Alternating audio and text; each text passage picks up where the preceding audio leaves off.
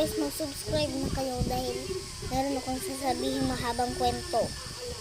Alam niyo ba si Angelica? Kilala niyo ba yon? Mag-comment kayong opo dyan. Tapos si Angelica, pumunta siya sa gubat na pinakamadilim. Tapos yung pinakamahabang madilim, yung dilim naman, pa may naririnig siya sa puno ng pagtingin niya, ibon lang pala yun. Akala niya ibon, pero isa palang taong ibon na yun. Alam niyo yung taong ibon, guys? Mag-comment na kayong hindi or yes.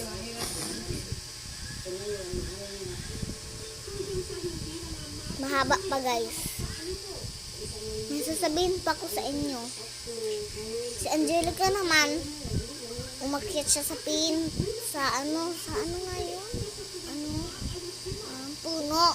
Kasi natatakot siya eh. Diba? Alam niyo, natatakot siya.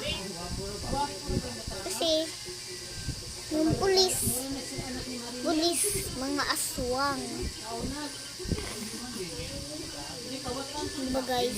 Minsan may pulis na aswang. Minsan nababaliw, minsan na napikon. Kasi manood ba kayo ng TV? Or ayaw nyo?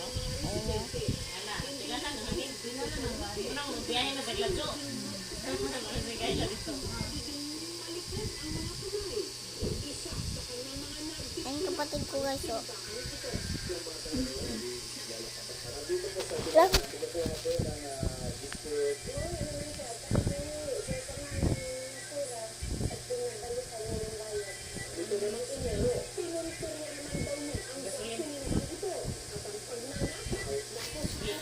Guys, patapos na.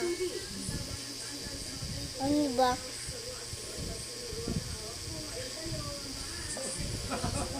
Si Angelica, bumaba na sa puno. Tapos, masok siya sa pintuan ng bahay ng mga pulis. May kulungan, pinakulong siya. Buntikan na nga siya, kinain ng aswang dun sa presinto eh. Alam niyo yung presinto, guys? Comment kayo ng yes or no. Nakakatakot na talaga sa mundo natin. May mga multo na. Samantalang kapag ka nasa probinsya kayo,